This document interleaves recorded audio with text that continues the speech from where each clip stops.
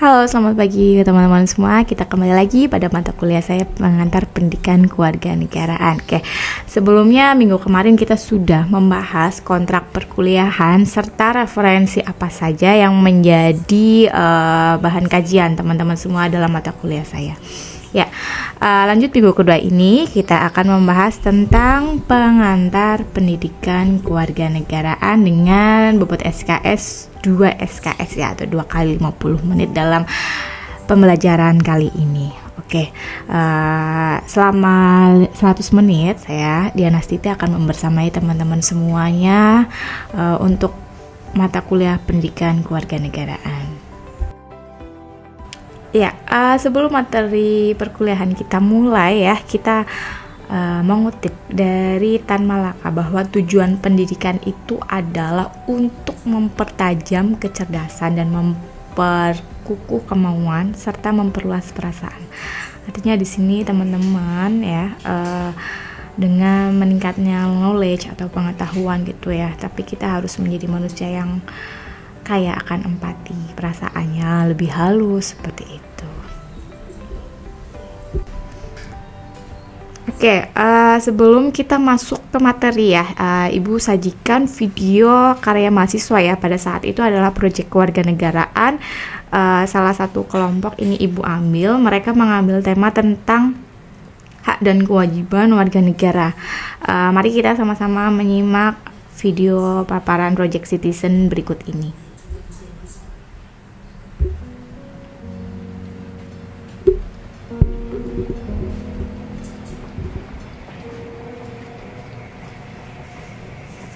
Dalam bermasyarakat, kita memiliki hak dan kewajiban.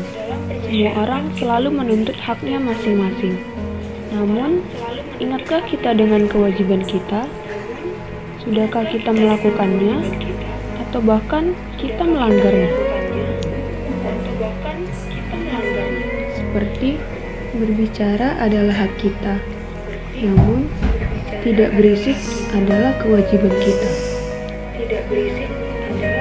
Meminjam buku adalah hak kita, namun merapikannya kembali juga kewajiban kita.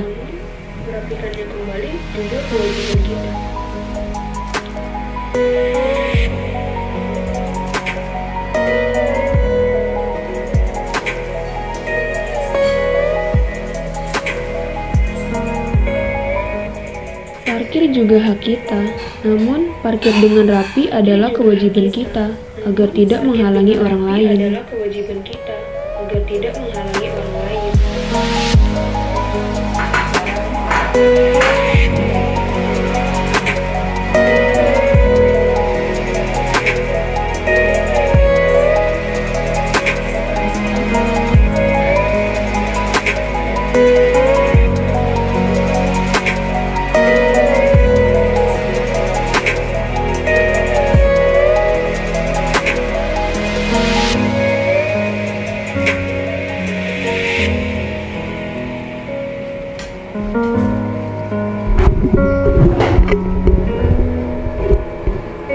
Jadi, sebelum kita meminta hak kita harus berpikir akan hak orang lain dan juga kewajiban kita sebagai warga negara ini.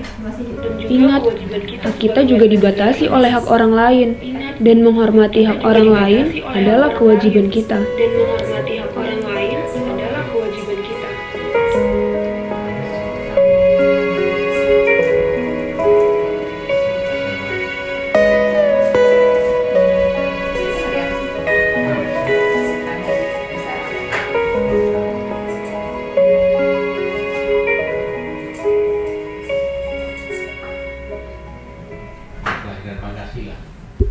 Oke, itu adalah salah satu karya mahasiswa ya, itu tentang membahas tentang hak dan kewajiban, bagaimana kita menerapkan ya tentang hak dan kewajiban kita. Oke, sebenarnya materi apa saja yang akan kita bahas dalam pertemuan kali ini ya, akan Ibu lanjutkan di slide berikutnya.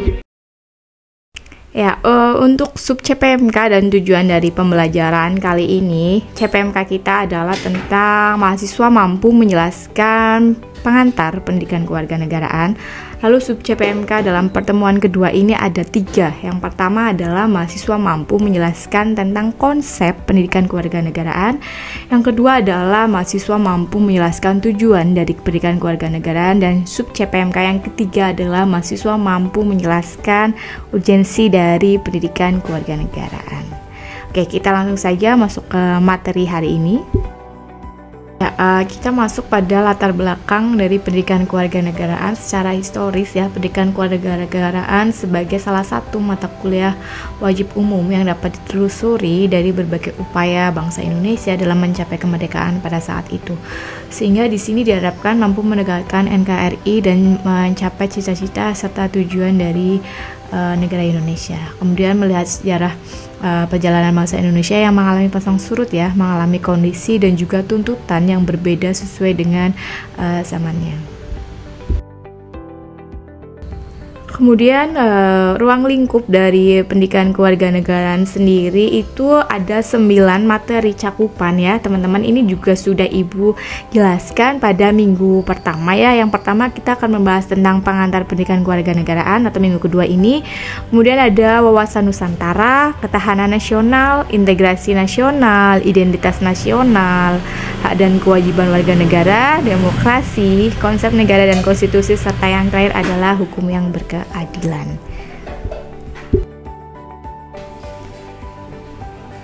Dari video cuplikan pengantar kita tadi, jika dikaitkan dengan materi kita hari ini, apakah sebenarnya PKN itu dalam suatu negara itu penting dan apakah negara lain juga mengkaji tentang pendidikan kewarganegaraan, teman-teman ya? Mari kita lihat ya. Ternyata pendidikan kewarganegaraan itu bukan hanya di Indonesia saja ya teman-teman. Di negara lain pun juga mengkaji pendidikan kewarganegaraan untuk warga negaranya. Antara lain saya ambil dari bukunya Prof. Sapria tahun 2013 itu kalau di Indonesia dikenal dengan istilah pendidikan kewarganegaraan ya, meskipun mengalami perubahan juga ya sesuai dengan isi ya. Kemudian di USA dengan istilah civic atau civic education, kemudian di UK dengan citizenship education, kemudian di Singapura adalah civic and moral education, kemudian di Hongaria adalah people and society, dan di Rusia juga ada ya teman-teman ya. Kemudian apa sebenarnya konsep dari pendidikan kewarganegaraan itu sendiri? Oke, saya merangkum beberapa pengertian ya, bahwa pendidikan kewarganegaraan itu sebenarnya merupakan suatu program pendidikan yang berintikan demokrasi politik yang diperluas dengan sumber pengetahuan lainnya. Apa saja yang dimana sumber ini memiliki pengaruh positif ya, baik dalam pendidikan di sekolah, masyarakat maupun orang tua, di mana semuanya ini merupakan suatu proses untuk melatih siswa atau mahasiswa itu berpikir secara kritis, analitis, bersikap dan bertindak demokratis ya. Itu adalah menciptakan generasi muda yang demokratis sesuai dengan Pancasila dan juga Undang-Undang Dasar 1945.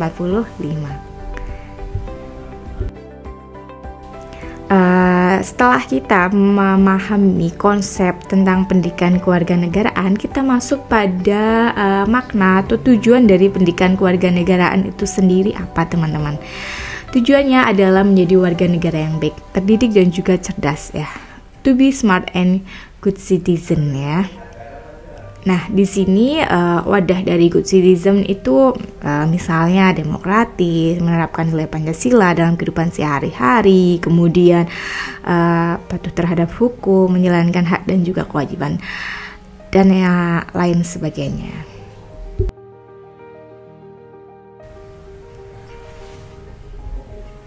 Kemudian setelah tujuan, kita sebenarnya ada 3 sasaran ranah yang harus dikuasai atau bagian dari tujuan pendidikan kewarganegaraan atau ada 3. Yang pertama adalah ranah afektif, kemudian kognitif dan juga psikomotorik ya. Atau nanti jika diimplementasikan dalam bahasa pendidikan kewarganegaraan itu ada civic knowledge, kemudian civic skill dan juga civic disposition ya. Karena kognitif di sini adalah tentang wawasan kewarganegaraan, kemudian afektif bagaimana menerapkan sikap setelah kita mempunyai wawasan tadi kita menerapkan pada sikap kita ya. Kemudian karena psikomotorik ini masuk pada keterampilan kewarganegaraan. Nah, 3 komponen penting ya dalam pendidikan kewarganegaraan di sini adalah ada civic knowledge, kemudian skill dan juga disposition ya. Civic knowledge di sini adalah pengetahuan, skill adalah keterampilan kewarganegaraan, civic disposition adalah watak-watak kewarganegaraan. Dari ketiga ranah tujuan dan juga aspek yang harus dikuasai ya dalam pendidikan kewarganegaraan itu jika diimplementasikan, misalnya rendahnya civic skill ini akan mendorong setiap warga negara kurang memperhatikan aspek bermasyarakat ya. Kemudian minimnya civic disposition membuat warga negara melakukan aksi fisik secara anarkis atau penyimpangan-penyimpangan sosial ya, mementingkan dirinya dan kelompoknya sendiri. Kemudian dari berbagai peristiwa yang terjadi akibat ketidakpahaman antara konsep bernegara ini dapat diasumsikan bahwa warga negara yang terlibat itu belum memiliki ya civic disposition atau karakter kewarganegaraan secara baik dalam penguasaannya. Jadi 3 komponen tadi itu harus dipenuhi ya untuk mencapai tujuan dari pendidikan kewarganegaraan atau good and smart citizen. Sehingga 3 komponen tadi yang harus dikuasai, maka kompetensi dari pendidikan kewarganegaraan tadi kita harus merambah pada aspek pengetahuan, kemudian sikap dan juga keterampilan kewarganegaraan.